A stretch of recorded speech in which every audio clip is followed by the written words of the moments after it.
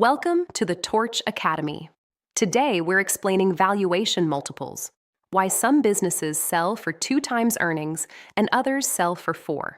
The earnings multiple for a small business typically ranges from 2x to 4x, sometimes higher.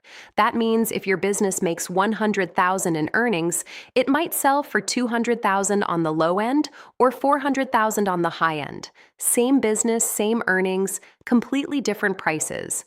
What drives that variance? 12 specific factors. Mastering them is how you maximize value. Here are the 12 factors that determine your multiple. Let's start with the first 6. Industry. Software companies get higher multiples than landscaping. Size. A $1 million business usually gets a better multiple than a $300,000 business because there is more to buy and more operational infrastructure. Growth. If you are growing 20% a year, you get a premium. Margins. If you operate at 40% profit, you are worth more than at 15% profit. Owner dependency. This is critical. If the business falls apart without you, the multiple is lower. Customer concentration. If you have 3 customers and one represents 40% of revenue, that is risky and lowers multiples. Now the second 6 factors. Recurring revenue. If you have annual contracts, you get a premium. Systems. If everything is documented and repeatable, you get a better multiple. Team. Do you have good people? Systems and people together are worth a lot. Market position. Are you the clear leader in your market? That is valuable. Transferability. Can you transfer customer relationships? And finally, competitive moat. How hard is it for a competitor to take your customers? If it is easy, multiple is lower. Together, these 12 factors tell you everything. Industry sets the floor and ceiling for your multiple. A software as a service company, where customers are on annual contracts and churn is low, commands multiples of 3.5 to 4.5 times earnings. Why? Predictable recurring revenue. A landscaping company, where you chase customers every year and margins are tight, gets 2 to 3 times earnings. Same quality owner, different industry, completely different valuation. It is not fair. It is just business. Recurring revenue businesses are worth more because they are predictable and sticky. Transactional businesses are riskier. Understanding your industry baseline is step 1. Then you see how your business compares to that baseline. Size matters because a larger business has more value, more infrastructure, and more resilience. A $300,000 business gets 2 to 2.5 times earnings. A $1 million business gets 2.5 to 3.5 times, higher because there is more to buy and more operational depth. Growth is a multiplier effect. A flat business gets 2x. A business growing 20% a year gets 3.5 to 4.5 times. Why? Because growth is hard to find. If you have a business making $150,000 growing 20% a year, a buyer sees a business that will make $180,000 next year, $216,000 the year after. That trajectory is valuable. Combine size, growth, and stable margins, and you have a premium business. Same earnings, completely different value. Business A is a transactional landscape company.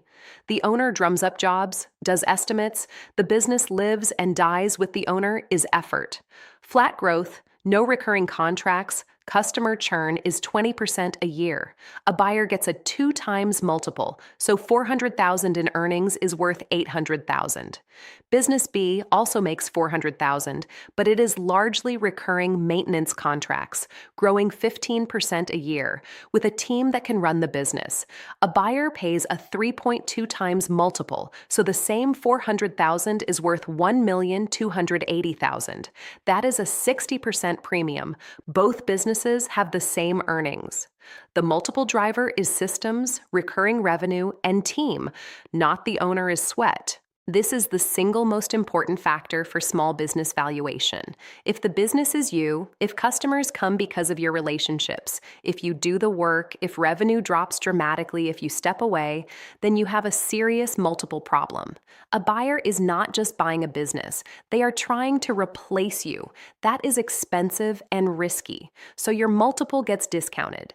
The best case scenario is when the business is separate from you, the team does the work. Customers are loyal to the brand, not to you personally. Systems guide decisions. Revenue stays stable even if you take a month off. That business gets no multiple discount. It gets a premium because it is actually transferable. Most owner-operated businesses lose 20 to 40% in valuation due to owner dependency. That is a huge penalty. Knowing this, the smartest owners spend 6 months to a year before selling, reducing their dependency. Recurring revenue is pure magic from a valuation perspective. Here is why. A transactional service business, the owner constantly chases new customers. Revenue is unpredictable. Next month might be great or might be terrible. Margins are under pressure because you are always replacing customers. That business gets a 2 to 3 times multiple. A recurring revenue business. Customers are locked in for the year. Revenue is predictable. Churn might be 10% annually, so you retain 90%. You only need to grow 10% to see 10% growth. It is mathematically beautiful, and it absolutely crushes valuation. Customers are sticky. The business does not depend on the owner chasing new deals every month. Recurring revenue businesses get 3 to 4.5 times multiples because the risk profile is dramatically lower. If you can move from transactional to recurring, that improvement can add $500,000 or more to your valuation. That is a real strategy. Here is how to play this game strategically. If you have 12 to 18 months before you want to sell, focus on the highest impact improvements. Number 1, reduce owner dependency. Move your primary work to a team member. This immediately removes a 20 to 40% multiple discount. That is enormous. Number 2, build recurring revenue. If you can lock customers into annual contracts or subscriptions, your multiple jumps. Number 3, improve margins. If you cut costs and improve margins from 20 to 30%, that improves the multiple. Number 4, growth. Prove that you can grow consistently.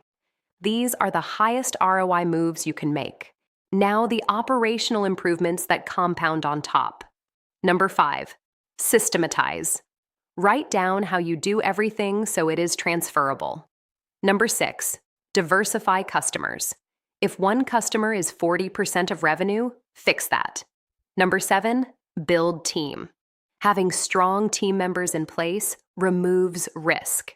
These improvements compound. Do 3 of them and you have dramatically increased your multiple. Remember, these multiples are averages. Your actual multiple depends on local market conditions, the buyer pool in your market, and capital availability. A managed services business in San Francisco might get a 4x multiple because there are lots of tech buyers and plenty of capital. The same business in a smaller market might get 2.8x. What matters most is what local buyers will actually pay for similar businesses. That is why comparable sales data is so critical. National averages are useful for benchmarking, but your local market is what determines price. Here's what to remember. The multiple isn't arbitrary. It directly reflects how risky a buyer thinks your business is. Anything you do to reduce that risk pushes the multiple higher. Recurring revenue, customer diversification, a strong team, clean books, and transferable systems are the levers you have. Focus on those during your preparation period. Thanks for watching. If this was useful, head over to torchapp.io/signup and create your free account. Torch uses AI to help you navigate buying or selling a small business, whether you're just exploring or ready to make a move. Don't forget to subscribe for more episodes from the Torch Academy.